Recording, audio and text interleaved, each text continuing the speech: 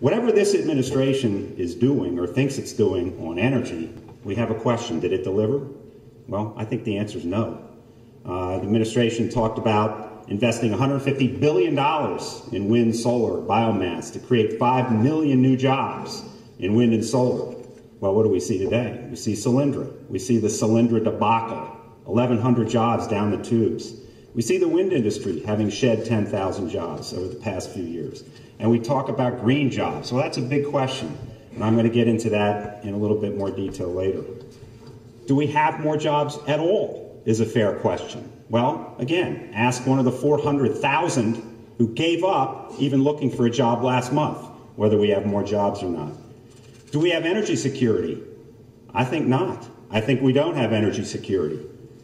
What do we have after this period of time? We have a lot of excuses. John talked about backward look. We have a lot of backward look going on. Well, it's his fault. It's Bush's fault. I think pretty soon we're going to hear that it was Herbert Hoover's fault that we have this issue today. You know what? In Washington, we've been really long on charisma in Washington the last 3.5, 4 years, but we've been real short on fulfilled promises. We've been real short on a good job, and we've been real short on a coherent energy policy. Washington's energy track record, and I'm not even going to call it a policy because it isn't one, it's fragmented, it's incoherent, it's uncoordinated. But here's some themes. I'll give you the top 10 themes that I pull out just as a private citizen of what I've seen over the last few years in Washington for energy. Number one, a war on coal, gas, and oil, which number two, reflects hostility towards fossil fuels. Number three, a war on domestic energy production. 4, energy policy being driven virtually solely by the EPA.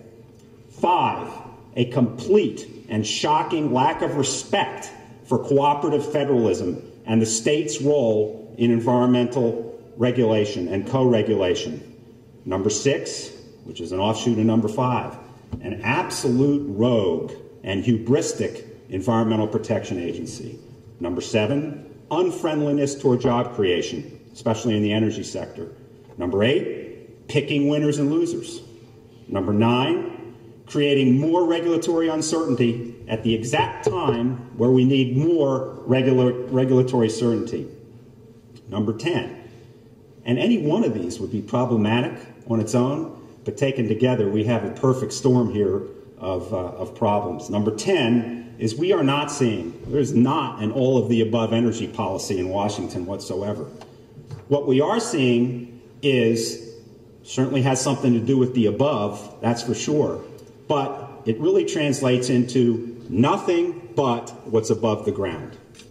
And I could go into examples here that would probably take an hour, but let me just hit the highlights. Moratorium on offshore drilling, even in cases or even in places where it's been proven safe and has been done safe for years and years. You talk about oil production, which John did. Okay, let's see why that oil production is higher today, and there was a congressional hearing on that. Many of those permits that are drilling this oil and getting it today have been in the queue since long before the current folks in Washington took their seats. And look at the private land versus public land demarcation. Lots of this oil production, it's not coming from the public lands, not coming from the federal lands, which is a total logjam. It's coming from private lands. The Keystone XL pipeline, postponed for political reasons. The governor of Nebraska, which is the key for where this pipeline goes, has said it's fine. It can go through the sand hills. Okay? This pipeline has been under review for 3 years. It's gone through 3 environmental studies. The U.S. government's own study says it would have a degree of safety over any other. The killing of the pipeline kills supply to America, kills logistics, 830,000 barrels a day, kills jobs, 20,000 construction jobs, 500,000 new jobs during full build-out when all the oil would be integrated and the industry integrated by 2035. And this is at a time when people need the jobs the most. Just ask one of those 400,000 who dropped out of the workforce, or dropped out of the folks looking for work last week. And where's the oil going? It's not as though the oil is being bottled up in Canada. It's going to China. It'll go to China. EPA air rules. Utility MACT, the so-called Mercury Rule, most expensive regulatory package in American history, a bogus cost-benefits analysis. Why, my goodness, the benefits attributed to the Mercury are infinitesimal on what is the supposed overall benefits of the rule. The transport rule, otherwise known as CSAPR, just struck down by the D.C. court. And another example, by the way, of Washington's disrespect for cooperative federalism and the role of the states. Permitting versus rulemaking in the EPA. We have never seen in the history of this country a more prolific regulation, rule-writing EPA in our history. More rules, more pages, faster than probably ever in the history of the United States. On the other side of the house, the permitting side, glacial. Carbon cap and trade. That is an area where Congress said no. The EPA is doing an end run around it. Another misuse, by the way, of the Clean Air Act. And another disrespect for the state's role. Homer City Power Plant. Raise your hand if you know where Homer City is. I figured I'd get a lot of people saying yes. The feds won't give up the lawsuit against that power plant. Even though we've won a victory, they're putting on SO2 controls. We've won a major victory. 92%, 94% reduction. The feds will not give up the lawsuit. I've gone to EPA on 3 levels on this. And by the way, 4,000 direct and indirect jobs are at stake. I've gone to EPA at 3 levels. And I called my counterparts in Philadelphia. They don't know much about it. Heck, I doubt they even know where Homer City is. A little bit out of touch, I would say. But in any event, that's a suit that should be dropped because we've won the victory. They won't do it. Oil and gas. John talked about that. What I've seen is a federal government that creates obstacles and fear-mongering with respect to hydraulic fracturing and horizontal drilling. A sudden EPA, a sudden federal interest in regulating as a federal matter, federalizing hydraulic fracturing. If you look at the history, the law has never been, the Safe Drinking Water Act has never established or meant to establish a federal regulatory regime. And now all of a sudden, out of the blue, that's what Washington wants to do. This EPA fracking study, what are they going to do? They're going to present all the risks out of context first, scaring people half to death. 2 years later, they're going to present the context of these risks. So we're ignoring both the context of what hydraulic fracturing even is, which is a temporary process, and we're ignoring the context of the risks and the challenges presented by hydraulic fracturing with respect to all of the other energy sources that we have.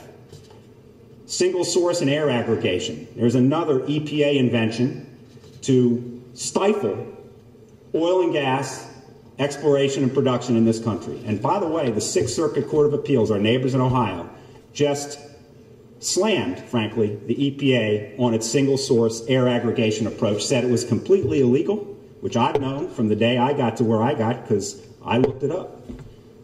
That's good news. Unfortunately, the bad news is the Sixth Circuit border ends at Ohio. So in Pennsylvania, we don't have that. But we do have our state air aggregation policy, which does follow the law. The Army Corps of Engineers, and I talked to the congressman about this before, the Army Corps of Engineers has done nothing more than interfere inappropriately with infrastructure and pipeline permitting in our state and in other states. I've talked before about the federal government's lack of respect for cooperative federalism. It's well documented. We've now got 3 court cases saying that this administration has overstepped and made really rendered the states irrelevant. That's inappropriate. That's not the way it's supposed to be. And thank goodness we have 3 federal circuit courts, not district courts, appellate courts that have recognized that. The green jobs, we've talked about that. Look, wind and solar, definitely part of a diverse energy portfolio. I've said that from day one. I've said that since before day one. I was at the Exelon Corporation. We had plenty of wind and solar projects at Exelon, one major one in Chicago that I was personally involved in. But I commend to you that we have to ask some questions about this. And I would recommend to you a couple of articles. One is from the International Policy Network, August 2010, 7 myths about green jobs. Another one is a report by the Cato Institute called Green Jobs Myth. I say to you that in Washington, this green jobs thing is a political obsession rather than about real job growth. And then you have the, I'd say, comedy of the Department of Labor, what they classify as a green job. They classify everything under the sun as a green job. School bus driver, sweeper of floors at a solar panel facility, professor of environmental sciences, bicycle repairman. I guess as Secretary of DEP, I guess that's a green job too, according to the Department of Labor. I'll tell you, this administration, Washington, is more focused on classifying jobs than it is on creating them. And let me give you some numbers. There are some numbers. A study was done about Spain and the United Kingdom. There's a job loss for these subsidies that create green jobs. In Spain, the number was 1 gained to 2.2 lost. The United Kingdom, it was 1 gained to 3.7 lost. And a lot of the jobs are clerical jobs, they're government bureaucrat jobs. And again, this is the worst time to be spending subsidies on things that are hypothetical, where we have what we've heard about all today, all this morning, real, not hypothetical, potential juggernaut job growth coming out of the oil and gas exploration and extraction industry. And again, subsidies. Subsidies always go in a discussion about green jobs, about wind, and about solar, and John raised it himself, the production tax credit. That's a subsidy. So what we have is two stark contrasts, or two stark choices. On the one side, we have Solyndra debacle. On the other side, we have Carlyle Group success, private investment that saves jobs and creates infrastructure.